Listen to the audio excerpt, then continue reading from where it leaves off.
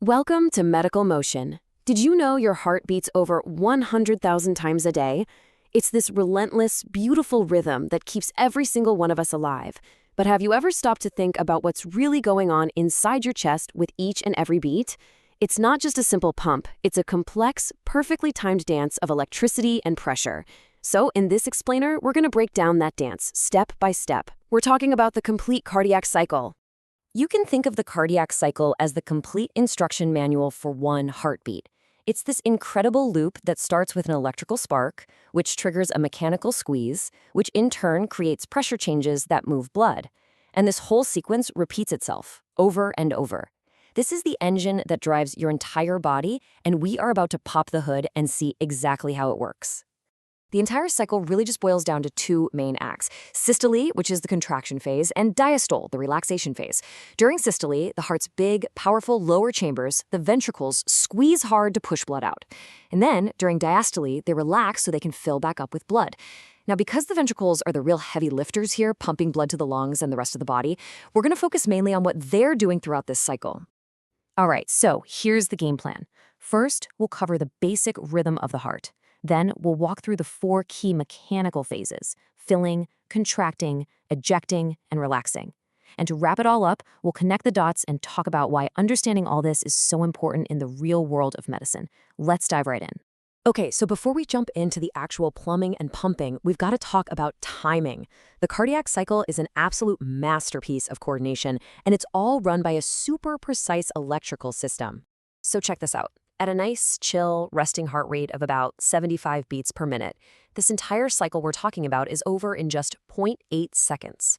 What's really wild is that the heart actually spends half of that time, a full 0.4 seconds, in complete relaxation or diastole. And that's not the heart being lazy. That's an absolutely essential recovery period for the muscle and for making sure the chambers get a good, full fill-up for the next big push. Okay, this right here is probably the #1 rule of the cardiac cycle, so burn this into your memory. Electricity always comes before the mechanical contraction. Always. Think about it. The muscle can't just decide to contract on its own. It needs to get an electrical order first. That's why on an ECG, you'll always see the electrical signal, like the P wave for the atria or the big QRS complex for the ventricles, just a split second before you get the actual squeeze. All right, with that foundation laid, let's get into the first real mechanical phase. We're starting in diastole, when everything is relaxed, and the main job is to fill up those ventricles. So filling up the ventricles is kind of like a two-part pour. For the most part, it's totally passive. The heart is relaxed, and blood just flows right down from the atria into the ventricles, filling them up about 80% of the way. But to really finish the job and get them topped off, the atria give one last little squeeze. We call it the atrial kick, and it actively pushes that final 20% of blood in there, making sure the ventricles are as full as possible. Let's freeze frame right here and look at the stats for this phase. The pressure in the ventricle is low, right? Because it's just relaxing and filling. The atrioventricular valves, the AV valves, are wide open, letting that blood just flow right in. Meanwhile, the exit valves are shut tight to keep anything from leaking out.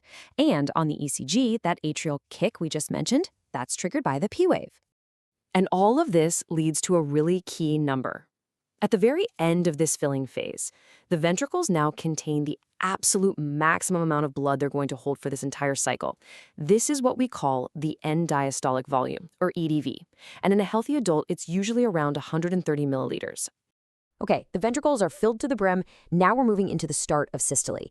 This is a super short but absolutely critical phase where the squeeze begins, but no blood is moving yet. The QRS complex on the ECG is basically the starting pistol. It screams, "Go!" and the ventricles start to contract. As they do, the pressure inside absolutely skyrockets. This huge pressure increase immediately slams the AV valves shut from underneath. And that forceful closure, that's what you actually hear as the first heart sound, S1, the classic lub of your heartbeat.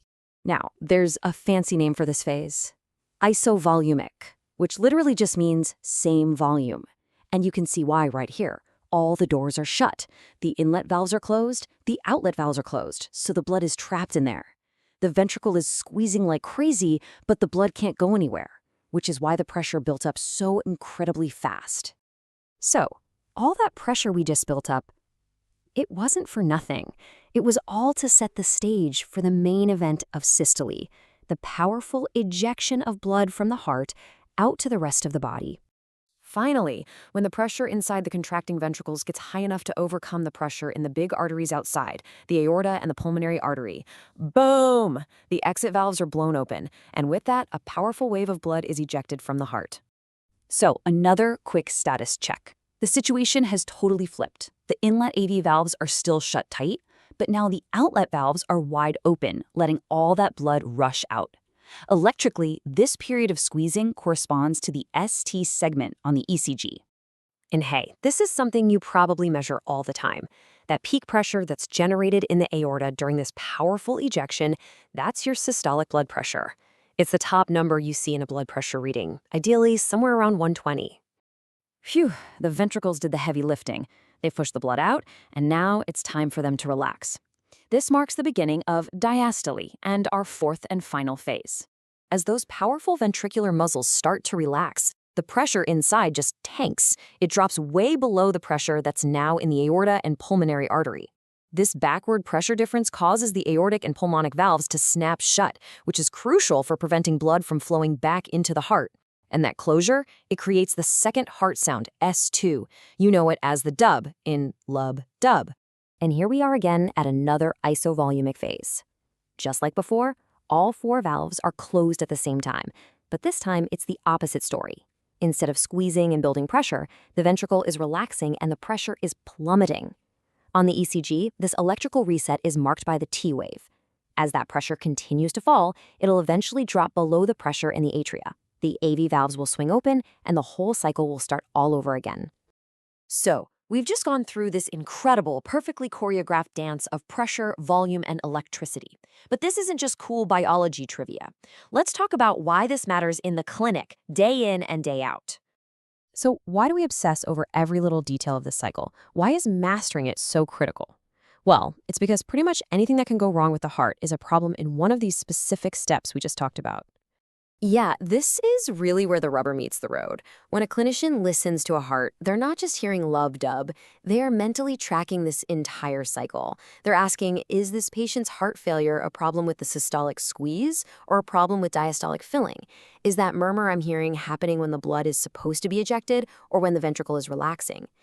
Answering these questions to diagnose valve disease, arrhythmias, you name it, it all comes back to a rock-solid understanding of what should be happening moment by moment. Think about it. We've just seen this perfect 0.8-second sync of electricity, pressure, and flow.